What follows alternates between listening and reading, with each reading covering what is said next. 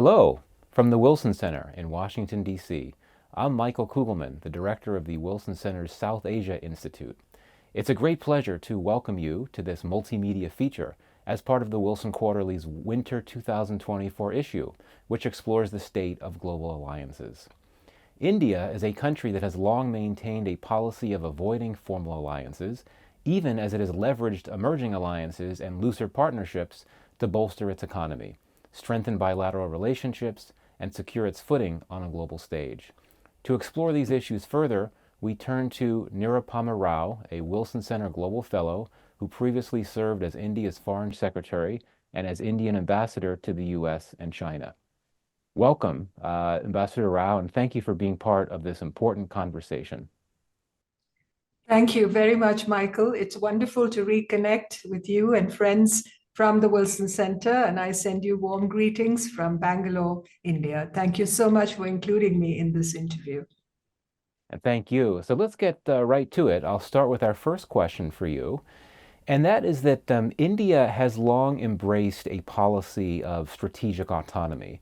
So can you explain what this is, how it defines India's approach to alliances, and why India has pursued this policy? Well, Michael, India is quite unique in terms of the choices it makes on foreign policy. And that uniqueness really, I believe, derives from a geography of continental proportions and our peninsular region, which abuts two seas and an ocean, our northern region, which borders the fastnesses of Central Asia in the north, our western regions facing West Asia, and our northeast being a gateway to Southeast Asia. It derives from the diverse makeup of our population, which is also in numbers, as you're aware, the largest in the world. Our workforce has a steadily growing presence in many important global economies, and their safety and security is a constant concern. Then there are our significant economic and commercial interests. We are the fifth largest economy in the world, with steadily advancing trading and commercial interests globally. We have paramount concerns to ensure our national security in what is a very troubled neighborhood, particularly when you consider our relations with two of our neighbors, China and Pakistan, who remain closely allied to each other. Now, the term strategic autonomy is used by several countries today to describe the sovereign decisions they make in the field of foreign policy.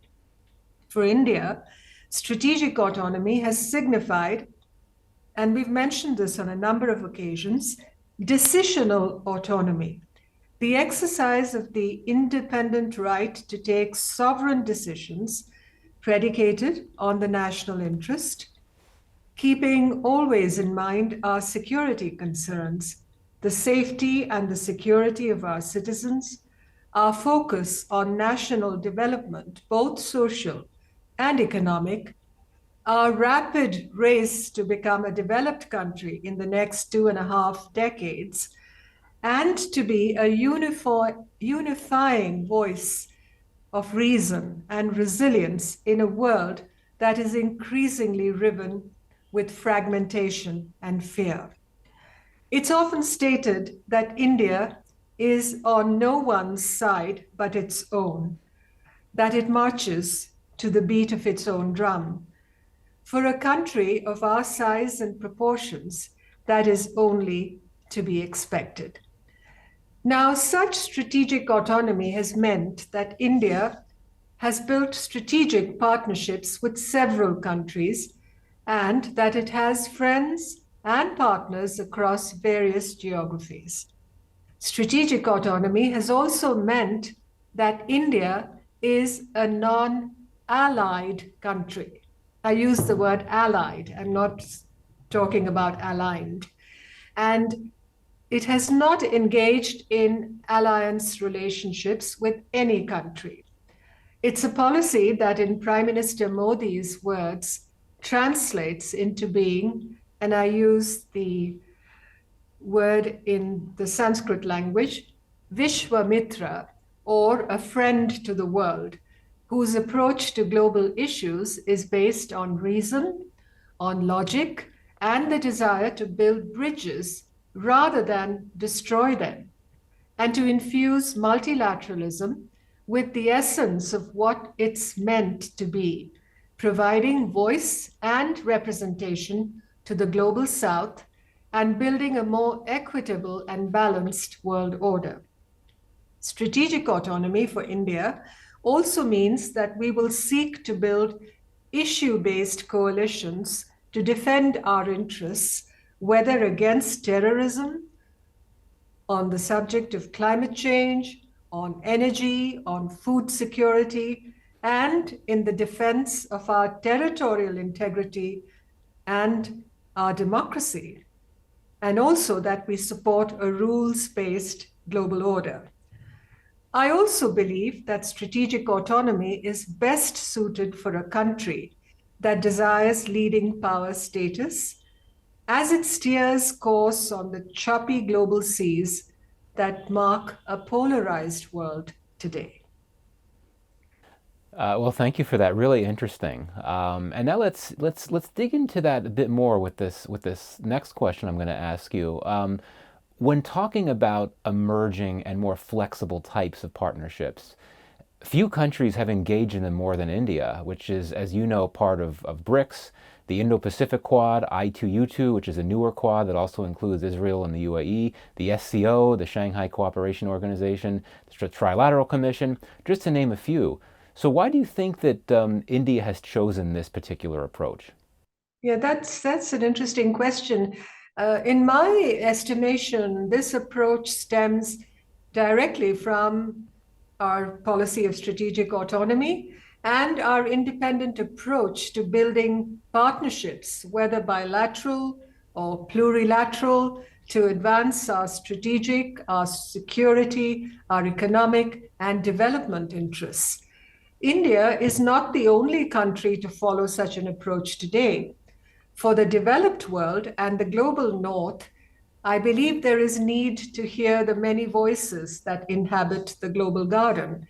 Each of the organizations you just mentioned play an important part in highlighting and advancing specific sets of concerns, whether economic, regional, or security related, or sometimes a combination of all these. A country like India is particularly keen on sharing the fruits of our own development experience, as in digital technology and infrastructure, for instance, with our friends in the global south. And this was an aspect, I think, that found a lot of salience and emphasis in the recently concluded G20 summit in New Delhi, as you well know. Another example is that an organization like the Quad provides a crucial forum of shared interests across various sectors for its member countries, all of them democracies, the United States, India, Japan, and Australia, in the Indo-Pacific, in such fields as developing supply chain resilience, disaster-resistant infrastructure, maritime domain awareness and security, the safety of sea lanes of communication, and building regional support for a rules-based international order. India's membership in many of these groupings is a factor of the voice, the reputational weight, and the value it brings to any discussion or forum that advances the global public good in concrete ways. Thank you again. Really interesting. And I think that point, one of the points you made about how India might be a leader in this policy, the strategic autonomy policy, you see this being pursued by so many other countries in the global south, particularly those that had been in the non-aligned movement. I think that's a very important point to make. So, yeah, and in fact, I'd like to add here, Michael, you saw at the G20 summit the fact that we were able to achieve consensus on the outcome document, especially on the issue of Ukraine, I think was a measure of the kind of value that India is able to bring to these discussions because of, I think, largely the credibility it enjoys both on both sides of the spectrum, really. It's not a question of taking sides one way or the other, but a question of, the kind of content that India is able to bring to the discussion and the ability to bridge divides, which I think is most important. Absolutely. So, talking about all these partnerships and coalitions and collaborations, is there a specific partnership or grouping that you feel deserves particular attention in terms of how it has enabled India to achieve its foreign policy goals, or in terms of how it has posed particular challenges for India to achieve those goals? Yeah, and Michael, even before I tackle that, a question that's often asked, I get this question very often, as to whether all these different groupings have allowed India to accomplish what traditional alliances have not. And I believe that these arrangements allow India both flexibility as well as maneuvering capacity in a complex global environment. They enable India to safeguard its interests and those of its people. And most importantly, and I'd like to really underscore this, they allow India to retain independence of action in very difficult circumstances. And our history as a nation has taught us that we have no option but to be the sole guardians of our destiny, our current well-being, and our future progress. And we must be able to make those sovereign choices necessary in this regard. And traditional alliances have never been our choice in all these decades of our existence as an independent republic. However, we've chosen to enter into key, high yield, multifaceted partnerships with some countries, and our relationship with the United States is a shining example. Now, going to your question about whether there's a specific partnership or grouping that deserves particular attention, I'll take my last argument forward. I think our partnership with the United States is an example of how democracy, development, demography, and defense have been synchronized between our two countries. Our values as democracies coincide. We share similar goals for the welfare and progress of our peoples. There's a strong human quotient to our relationship, especially with the Indian American diaspora serving as a bridge. And our defense and security interests are closely aligned, ours and the United States interests, particularly in the Indo-Pacific. And our task, I do not call it a challenge, is to further toughen the sinews of this relationship, since it's a force for universal good. That's to answer your question about a specific partnership or grouping that deserves particular attention. And in the same context, I'd say, the same would apply to the Quad, especially after, our showdown, India's showdown, that is with China, on the northern border in Ladakh in the summer of 2020. And the repercussions that flowed from that military clash. And the fact that India and the United States engaged in a whole range of consultations following those unfortunate events in the summer of 2020, in fact, just as the pandemic also broke upon the world. And flowing from that also the fact that you saw a kind of re-emergence, a rebirth of the Quad, as it were, in the months that followed. And the fact that today the Quad has emerged as an institution, as an organization that has so many areas of common ground between ourselves and the United States, and as I mentioned, fellow democracies like Japan and Australia. So these groupings, I think, acquire contours that become increasingly important as a result of the global events and situations that often challenge us. And I think it's really interesting that you cited the U.S.-India relationship as an example of how these types of partnerships could work for India. As you know, there are some critics in the U.S. that believe that this relationship could face challenges down the road, given that India doesn't participate in the traditional alliance system. But as you've very nicely laid out, that doesn't necessarily have to be the case. And I think full credit has to be given to both the U.S. and the Indian sides for allowing this partnership to really flourish, using innovative approaches. So thank you for that. So last question for you is, do you think that there is a possibility that India's approach to alliances might change one day? And if so, what factors could provoke such a policy shift?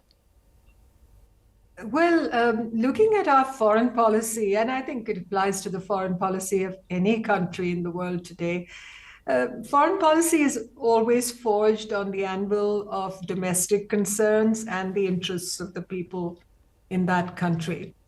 And a country such as ours, such as India, with aspirations to be a leading power, will naturally have to be very adroit and far seeing in the choices it makes to defend its national security and its interests. And these are choices, obviously, that have to be India's and India's alone. The world is a very difficult place today, and the region in which we are situated as a country, in which India is situated, is a very troubled one, with mounting trust deficits between countries. India's interests are, however, increasingly aligned with our friends among the Western democracies and our sister states in the global South. A term our foreign minister, Dr. Jaishankar, used recently, that we are southwest in the choices we make, is, I think, quite appropriate. Coalitions of shared interests rather than alliances in the traditional definition of the term are best geared, in my view, to meet the complex challenges we face and may well configure the global security architecture for the future. Thank you very much. This really is interesting, and I have to say that this context that you provided is really invaluable for our Wilson Quarterly readership and viewership and listenership, because I think that many of us or many observers out there might look at something such as what happened several years ago. And you had mentioned the Ladakh clash, when China and India experienced this incredibly deadly border clash, the deadliest violence between the two since the two went to war in the 60s. And very soon after that clash broke out, as you recall, Dr. Jaishankar, the External Affairs Minister, said that India will never join an alliance system. And I think for many in the U.S. were thinking, what an interesting time to make that statement, when one would think that perhaps if there was ever a time when one would expect India to be receptive to the idea of furthering or pursuing some type of alliance with the U.S., it would be now. And I think that your comments here have really provided some very useful context to help us understand why Dr. Jaishankar would have said that when he did. So before we wrap, would you like to make a 60-second final comment as we conclude? Any closing thoughts for us? Well, I'd like to say, Michael, of course, a very big thank you, but also to add that, we often use the term alliance in the context in which we have traditionally understood it. And I think that whole structure of alliances that is so much of a post-World War II or even post-Congress of Vienna concept has been altered significantly and radically with all that we see around us, and ever since the end of the Cold War, and then, of course, the post-Cold War situation that we face today, the emergence of many new countries, growing economies like India, countries such as India, which are taking their place as leading powers on the global stage. I think we need a redefinition of all the terms that we've been so familiar with. And I think I would emphasize that perhaps the term coalition, really coalitions of shared interests, issue-based coalitions, are really part of the lexicon for the future. And perhaps the word alliance may be somewhat dated in that sense. Interesting. Well, on that note, thank you again for being with us, Ambassador Rao. This has been great. And to our audience, I thank you for joining us, and I hope that you take some time to explore the rest of the Wilson Center's, pardon me, the Wilson Quarterly's winter issue.